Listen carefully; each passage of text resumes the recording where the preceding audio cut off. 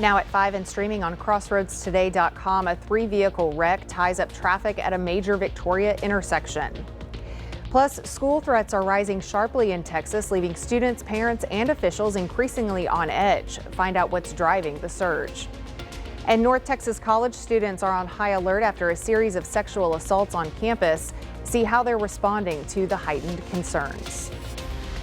Well, if you're going out trick-or-treating, you're going to have to watch. We're going to do zoom in on the radar here and show you exactly where the shower activity is right now. We'll be also talking about shower activity for the weekend. All that coming up in a moment. Plus, while targeting the bro vote, some supporters of former President Trump say he's in danger of dissuading female voters. You're watching 25 News Now at 5. Good afternoon and thanks for joining us. I'm Shawna Currie. Happy Halloween as well.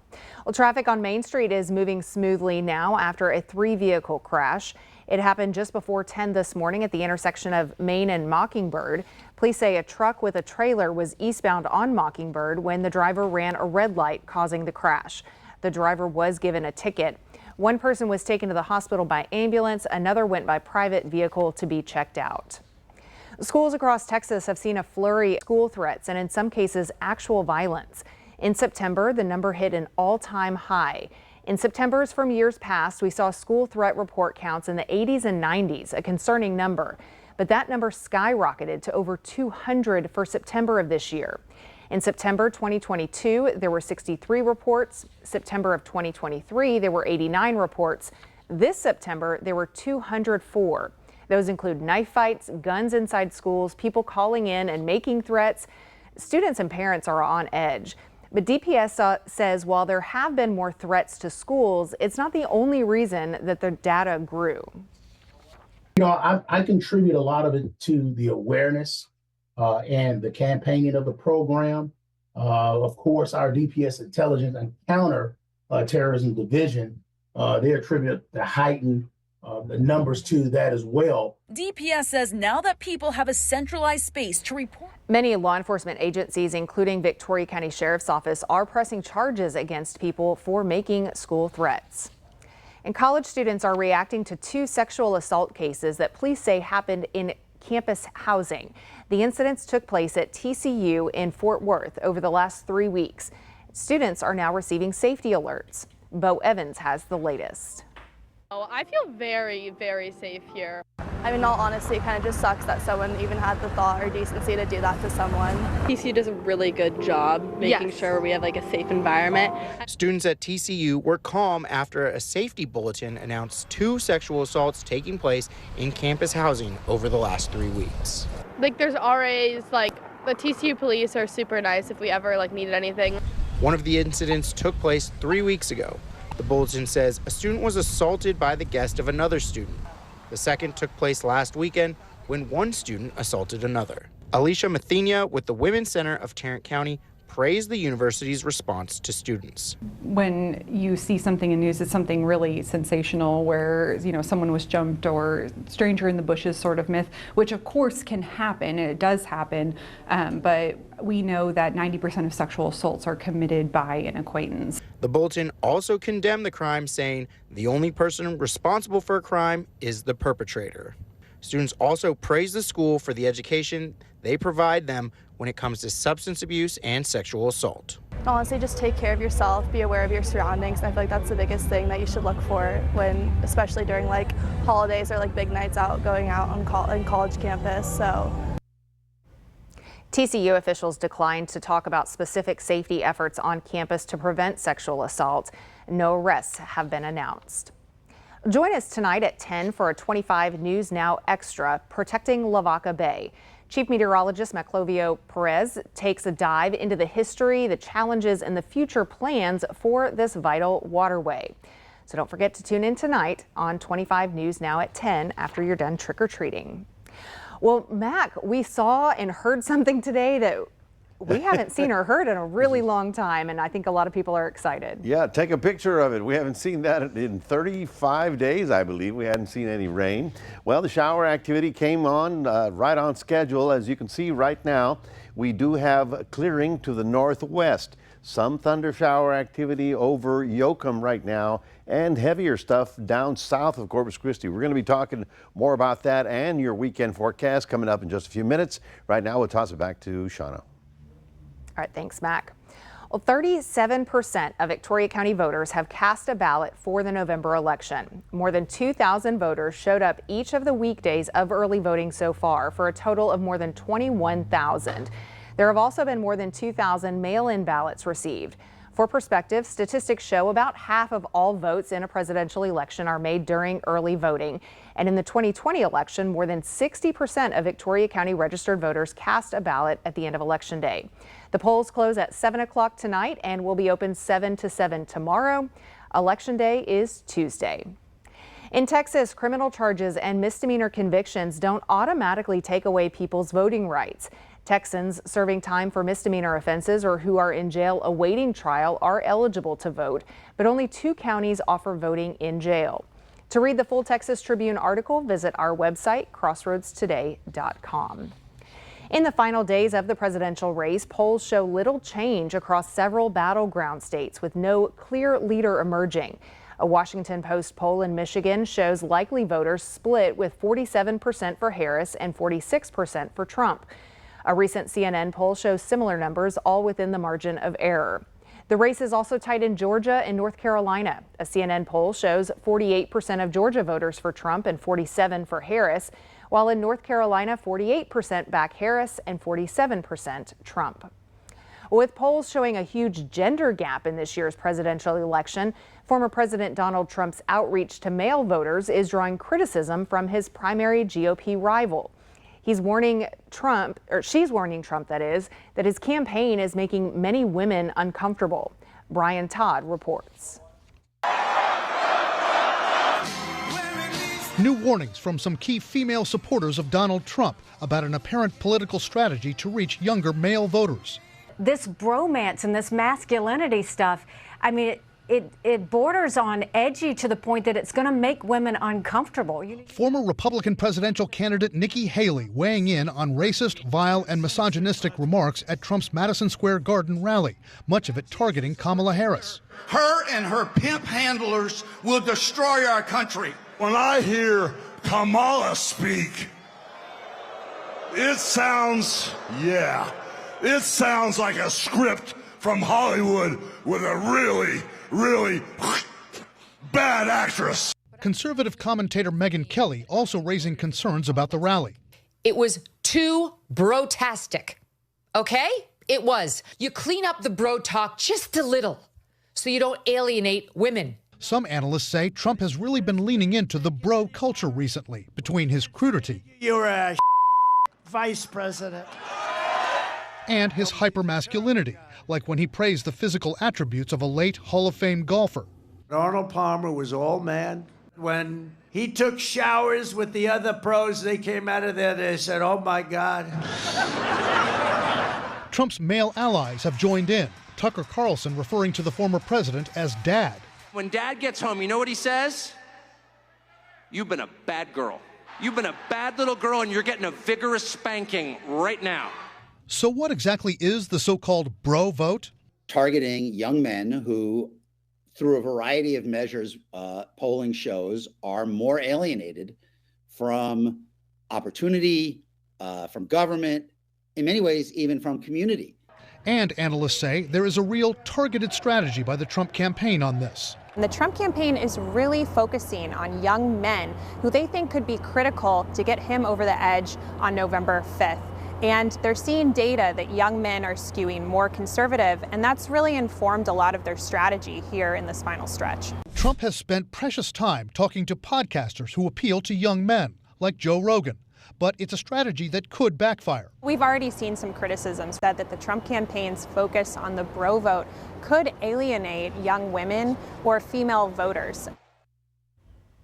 A judge decides that he does not have jurisdiction over Elon Musk's $1 million sweepstakes for registered voters. Prosecutors have alleged Musk's daily giveaway violates Pennsylvania state lottery laws. Judge Angelino Foglietta challenged them on that notion, but ultimately said that he doesn't have jurisdiction over the matter because Musk has now filed papers to move the case into federal court. Lawyers for Musk, a staunch Trump supporter, called the case a, quote, publicity stunt, rather. Musk did not appear at today's hearing, but also named in the lawsuit is Musk's America Super PAC, which is giving away the cash prizes. Musk has donated more than $118 million to the group. Remember to subscribe to our YouTube channel, Crossroads Today. Hit the like button and click the notification bell to stay alert when we upload new videos to YouTube. Stay with us. Straight ahead on 25 News Now at 5. As we get ready to turn back the clocks, winter depression is real. A look at ways to fight back. Also ahead, a fired Disney employee is accused of hacking into the company's system to change allergen information on food menus.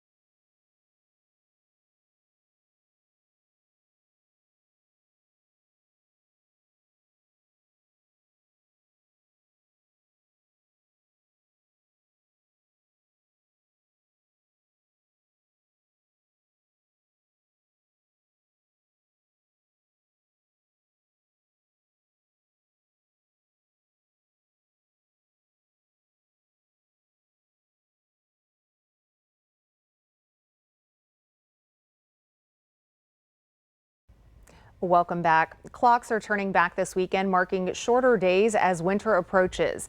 For those prone to seasonal affective disorder, or SAD, this can trigger symptoms with depression usually setting in during fall and then easing in spring or summer. There's also a milder form called subsyndromal SAD and even a less common summer type. Scientists are learning how certain eye cells respond to blue light from sunlight, boosting mood and alertness. So light therapy using bright lamps is a primary treatment for SAD, along with antidepressants. Doctors also recommend regular sleep schedules and daily outdoor walks, even on cloudy days. Well, it's a big night for all the ghosts and goblins out there, but trick-or-treating can be difficult for those who have allergies. Some children can have reactions to candy and even costumes. And there are holiday asthma risks to consider as well. Today's Health Minute has more on how to safely have fun while dealing with allergies this Halloween.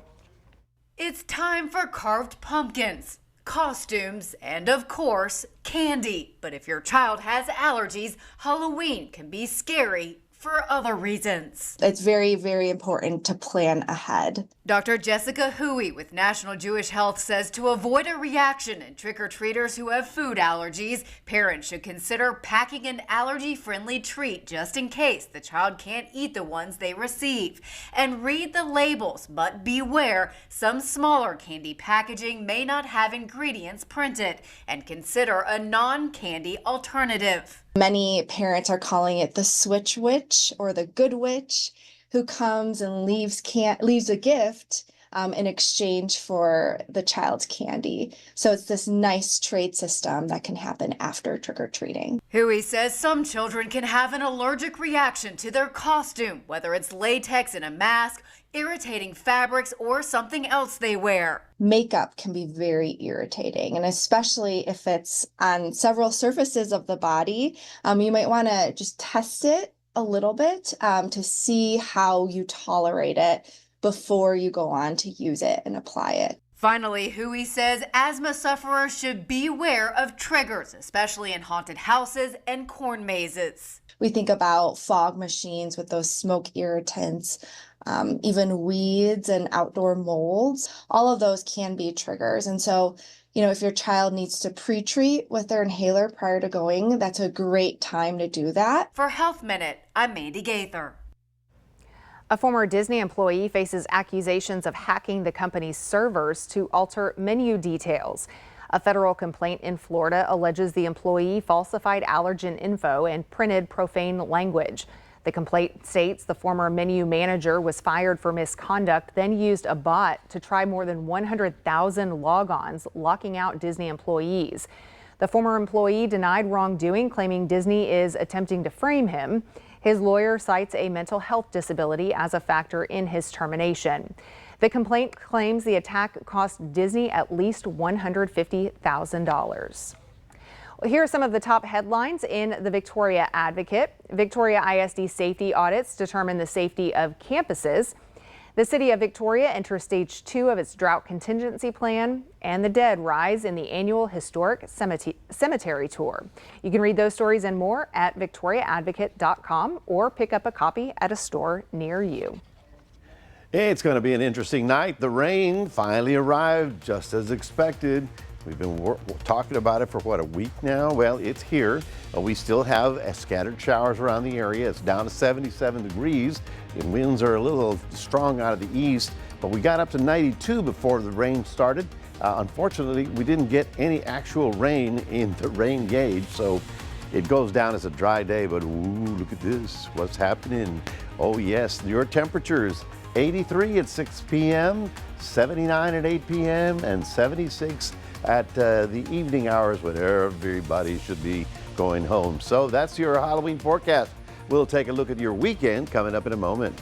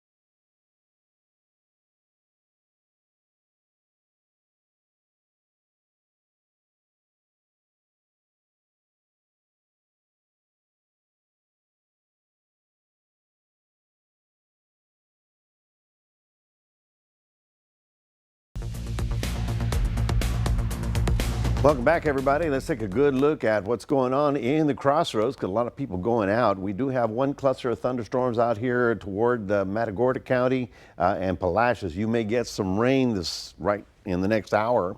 Also, if you're south of Victoria, headed down toward Refugio, there's the bigger stuff. Here's Refugio, there's Goliad. So it'd be in that highway that goes between the two cities for the heaviest activity. If you're up in Edna, things are looking pretty good. If you're in Yoakum, you may get one little shower, but Cuero seems to be clearing out as well. So like I said earlier, a little scattered rain depending on where you are. None of this is violent or severe, but what I really want you to do is drive carefully on wet roadways.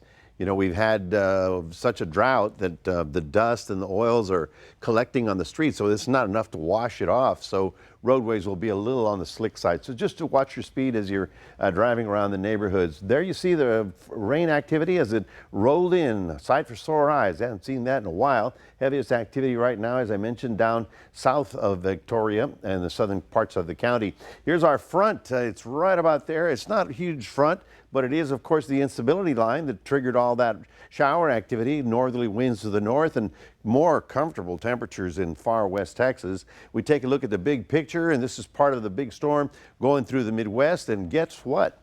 This one is another cold front that's going to be visiting us early next week, and that one I do believe will actually knock our temperatures down a little bit more. 85 is the forecast high for, oh no, this is right now. These are the high temperatures today. As you can see, we got up to the 80s, but much of West Texas a little bit cooler than that. Let's take a look at future track. Watch this. Now, this is the short-term computer model. It takes the shower activity out, and then it rolls it back in by the time we get to Friday. What's happening? Well, the frontal system is actually backing up as a warm front, so it's not strong enough to punch all the way down. And as all that moisture sort of returns to the area, it runs into that next front. You see this frontal system should be here on Monday night with additional cooling for us as we get onto the early part of next week. It's in the 7-day forecast. So we are, of course, looking wisely for the next activity. Now, watch this. Let's see, where are we? All right, we're in the Caribbean. There's the Yucatan. Here's in the Caribbean. Remember that low I was telling you about? Watch in the next 5 to 7 days, it organizes.